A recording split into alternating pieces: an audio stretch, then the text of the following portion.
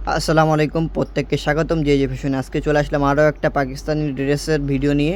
আজকে আপনাদেরকে দেখাবো বিন হামিদের ইনারা ভলিউম 8, যেটা সালোয়ারে আপনারা কাজ পাবেন। আমি যদি একটু ড্রেসটা আপনাদেরকে খুলে দেখাই, ফার্স্টে আপনাদেরকে ডিজাইন নাম্বারটা বলে দিই। ডিজাইন নম্বর হবে EKR 1716। এক পিচি ড্রেস আছে। হ্যাঁ, আপনাদেরকে আমি সম্পূর্ণ বিস্তারিত বলে দিচ্ছি কি কি আছে, কি কি এতে পাবেন, সব কিছু আমি বিস্তারিত বলে দিচ্ছি।